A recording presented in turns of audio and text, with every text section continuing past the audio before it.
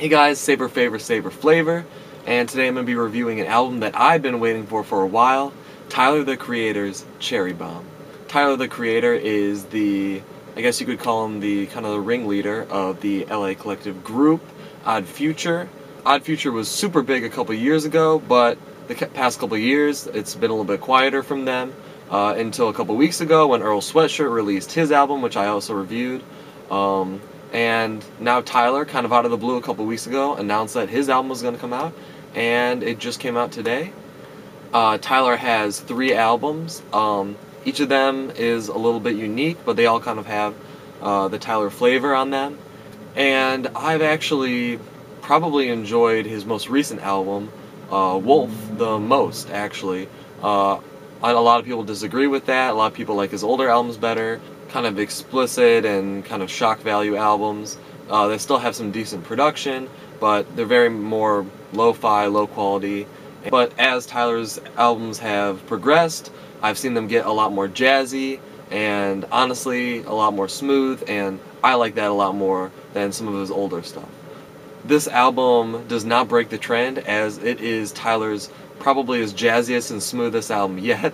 Probably has the least amount of rapping from him, but I think it shows a lot of progress and it makes me super excited. One of the things I loved about this album was Tyler's classic production. It had a lot of his classic Tyler synths, like some of the synths from Goblin, and a lot of really beautiful chords, and a lot of good harmonies in this album.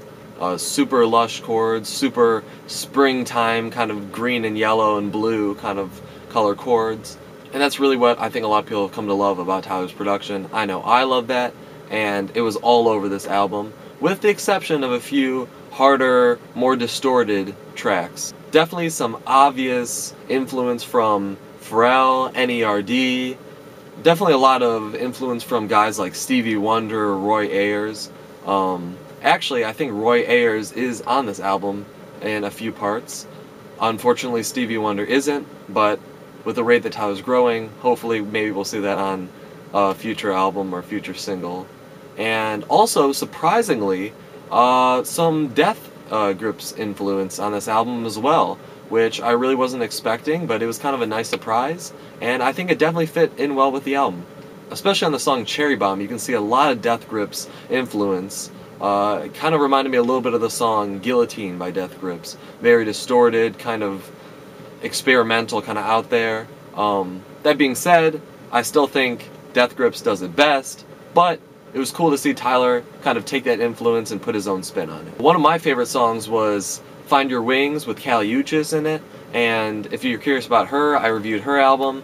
Wasn't too surprised to see her. She was all over Tyler's album, and I really wasn't too surprised because I know they were working together. I knew that he produced at least I know 1 or 2 tracks on her album, and I think she really fit the feel of this album very well. She kind of has that kind of light, airy voice that really just sounds great layered in with Tyler's synths and his kind of laid-back drums. So she fit great on this album, and I think it's awesome because hopefully this gives her some exposure, because honestly she really does deserve it. She's very talented. I also really enjoyed the song Death Camp. That was one of the singles that was released. I thought it kind of reminded me a little bit of maybe Pharrell a little bit, and kind of more of a harder song, and kind of just stood out to me. I like the song Two Seater as well. It was kind of a sequel to the song Beamer from Wolf. I mean, I think I liked Beamer a little bit better because with that Frank Ocean feature, you really can't beat that. But it was definitely a nice song, kind of very smooth song. Probably going to end up being one of my favorites on the album. And also, everyone's going to be talking about it, the song Smuckers with the Kanye feature and the Lil Wayne feature. Right off the bat, this is my favorite song off the album. Very Tyler-esque kind of beat. Tyler actually doesn't do a bad job rapping on this song, and Kanye has a pretty decent Kanye verse, especially when you kind of consider that his recent stuff, All Day stuff, his Yeezus stuff, really hasn't been very lyrical. It was really nice to see Kanye kind of rapping on more kind of old stuff, maybe like late registration type Kanye. And also the Lil Wayne feature. Finally, Lil Wayne gives us some good verses, because I know Lil Wayne gets a lot of hate I think he's very talented, but recently he hasn't really impressed me with that much. So to hear a good Lil Wayne verse was very, very refreshing. Honestly, I give a lot of props to Tyler for being able to put that together. That was awesome. That was a great song. Overall, this album has the classic Tyler production we've come to love. It's got good features: Golfilicious, Kanye, Lil Wayne, Roy Ayers.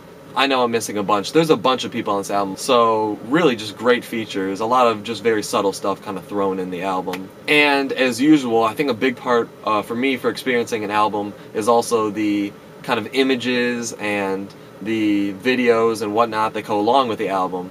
And honestly, that's always been one of Tyler's best things, is his videos. So go check out his music videos for this album. They've really impressed me. I'm sure he'll come out with more. Really, just as far as color-wise, cinematography-wise, he usually has very, very good videos, which really have added to the album for me. Kind of right off the bat, I could definitely see how this album could get some hate due to Tyler's concepts really don't go very deep, and he really has never been a very, very strong rapper. Kind of to reply to that, I don't think Tyler really is a big rapper. He's more of, I view him as more of a musician than really a rapper. I mean, he raps, but I wouldn't really consider him a rapper. Definitely lyrically, he's not even close to the level of Kendrick or, you know, some of the guys putting out stuff right now. And so I think when you go into this album, you have to focus a lot less on the lyrics and more of just the feel and the sound and the production and the features, and really just kind of feel the song and less listen to the meaning of the song, because a lot of these songs really don't have very deeper meaning to them. There's a few clever lines, and like I said, the Lil Wayne and Kanye, there's some great verses in there. Schoolboy Q had some good verses. I completely forgot there's a Schoolboy Q feature. If you're going into this album to hear a great rap album, you're going to be disappointed because it isn't a great rap album. But if you're going into something that you want something chill, you want something that's a little bit different, that's standing out, that has some older influences and some great features, I think you're definitely going to enjoy this album. The only kind of negative thing I could see after listening to this album, personally, was that Tyler did a little more singing on this album. I know that's kind of the feel he was going for, and I know he enjoys it, but I wouldn't consider him a great singer, especially when you compare him to some of the other kind of past Odd Future guys like Frank Ocean.